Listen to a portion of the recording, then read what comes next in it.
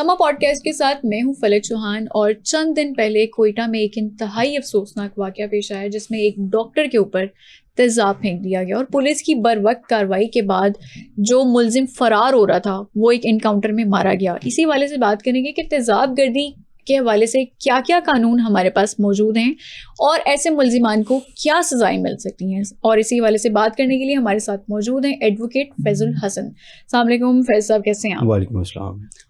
فیض صاحب, سب سے پہلے تو آپ مجھے یہ بتائیں کہ جو ابھی چند دن پہلے سپریم کورٹ نے ایک فیصلہ دیا ہے تیزاب گردی کے حوالے سے, وہ فیصلہ کیا تھا اور وہ کیس کیا تھا؟ ٹھیک ہے, یہ اس منڈے سپریم کورٹ نے ججمنٹ اناؤنس کی. 3 ممبر بینچ ججمنٹ ہے جس میں فیصلہ آباد ڈسٹرکٹ فیصلہ آباد میں یہ انسیڈنٹ ہوا. ٹھیک ہے. اور اینٹی ٹیررزم کورٹ میں یہ ٹرائل ہوا. اس کے بعد لائف امپریزنمنٹ اس کو سزا ہوئی. ٹھیک ہے. اکیوز کو. ٹھیک ہے. اس کے بعد وہ چیلنج ہوا, اپیل ہوا ہائی کورٹ میں. ہائی کورٹ نے اس کی جو سزا تھی وہ مینٹین رکھی اور اس کے بعد اکیوز نے یہ چیلنج کیا سپریم کورٹ میں. سپریم کورٹ نے اس کی سزا مینٹین رکھی اور 10 لاکھ اس کو جرمانہ کیا. سزا اس میں لائف امپریزنمنٹ ہوتی ہے جو کہ ایکول ہے 25 ایئرس. ٹھیک ہے. اچھا, اگر ہم اوور آل بات کر لیں, قانون کے حوالے سے بات کر لیں, تو تیزاب گردی کے جو شکار افراد ہیں ان کو قانون کس طرح سے تحفظ دے رہا ہے اور جو ملزمان ہیں جنہوں نے تیزاب گردی کی ان کے لیے کیا سزائیں مقرر کی گئی ہیں؟ ٹھیک ہے. اس میں پاکستان پینل کوڈ ہے, 2 اس کے سیکشن ہیں. ٹھیک ہے. 336A and 336B. ٹھیک ہے. جو اس کو ڈیفائن کرتا ہے کہ یہ کرائم ہے کیا اور اس کی سزا ہے کیا. ٹھیک ہے. اس میں منیمم جو سزا ہے وہ 14 سال ہے اور میکسیمم اس میں لائف امپریزنمنٹ ہو سکتی ہے. ٹھیک ہے. ود 10 لاکھ روپے جرمانہ. ٹھیک ہے. فیض صاحب, یہاں پر ایک اور بھی سوال پیدا ہوتا ہے. تیزاب گردی کے واقعات تو چلے بڑھتے جا رہے ہیں اور سوشل میڈیا پہ رپورٹ بھی ہوتے ہیں, خبروں میں بھی رپورٹ ہوتے ہیں, لیکن تیزاب کی خرید و فروخت کے حوالے سے کیا قوانین ہیں؟ کیونکہ ہم دیکھتے ہیں کہ آئے روز ایسی خبریں ہمارے نظروں سے گزرتی رہتی ہیں. تیزاب مارکیٹس میں کھلے عام بک رہا ہے. اس میں لا موجود ہے, پنجاب ایسڈ کنٹرول ایکٹ 2025 کا, اور اس میں باقاعدہ لائسنس لینا پڑتا ہے جو لا کی ریکوائرمنٹ ہے. ٹھیک ہے. کہ جو بھی پارٹی یا کوئی جو کرنا چاہتا ہے اس کی سیل پرچیز وہ اس کا لائسنس لے گی.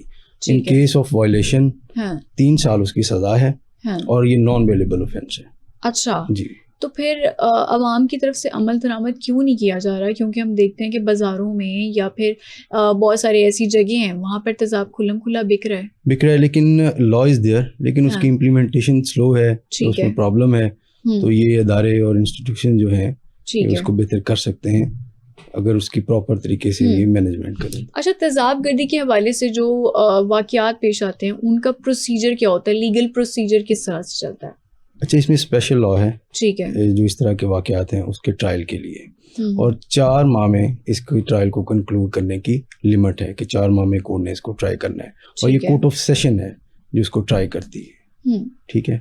اور اس میں ان کیمرہ پروسیڈنگز ہوتی ہیں. ٹھیک ہے. اور اسپیشل جو ہیں وہ آفیسرز اس کے لیے تعینات ہیں, ان کی ٹریننگ ہے. اور 17ویں گریڈ سے جو ابو ہے یا اس گریڈ تک آفیسرز اس کی سپرویژن کریں گے, اور پریفریبلی جو فیمیل ہیں وہ اس میں انویسٹیگیشن آفیسر ہوں گی. ٹھیک ہے. فیصل, تیزاب گردی پہ چلیں, قانون تو کام کر رہا ہے, قوانین بھی موجود ہیں اور اس حوالے سے سزائیں بھی دی جا رہی ہیں لوگوں کو, لیکن تیزاب گردی پر اور کون کون سے ادارے ہیں جو متحرک ہیں, ایکٹیو ہیں اور اس حوالے سے کافی کام کر رہے ہیں؟ اس میں ESF ہے, ایسڈ سروائیور فاؤنڈیشن. ٹھیک ہے. اور ایسڈ ٹیکس سروائیور فاؤنڈیشن ہے, اور DSF ہے جو اس پہ بہت اچھا کام کر رہی ہیں. اور اس کے علاوہ اور بھی NGO جو ہیں جو اس پہ کام کر رہی ہیں. ٹھیک ہے. فیصل, کوئی ڈیٹا یا کوئی ریشو بتا سکتے ہیں آپ کے ایسڈ اٹیک کی یا تیزاب گردی کے جو واقعات ہوتے ہیں کس حد تک رپورٹ ہوتے ہیں, اور اگر رپورٹ نہیں ہوتے تو ان کی کیا وجوہات ہیں؟ بعض دفعہ سوشل وجوہات ہوتی ہیں جس میں سٹیگما, سوشل سٹیگما ہوتا ہے. ٹھیک ہے. کہ ہم پوائنٹ آؤٹ ہوں گے, کورٹ کا لمبا پروسیجر اس میں کچھ ہیزیٹیٹ کرتے ہیں, اور اس طرح کے کچھ فیکٹرز ہیں جس کی وجہ سے رپورٹ نہیں ہوتے.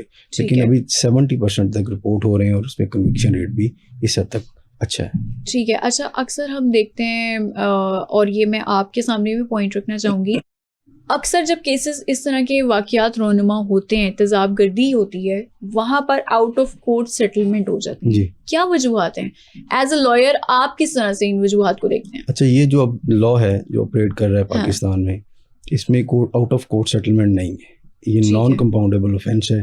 اس میں آپ without the permission of court آپ سیٹلمنٹ نہیں کر سکتے, پرائیویٹ سیٹلمنٹ اس میں نہیں ہو سکتی. لیکن جو آپ نے کویشچن کیا ہے کہ کون سی وجوہات ہیں, اس میں فائنینشیل وجوہات ہو سکتی ہیں, اکنامک پریشر ہو سکتا ہے, سوشل پریشر ہو سکتا ہے, یا پارٹیز کی آپس میں جو سیٹلمنٹ ہوتی ہے وہ اس میں کافی حد تک فیکٹر جو ہے وہ پلے کرتے ہیں کہ کورٹ آف آؤٹ سیٹلمنٹ ہو جائے.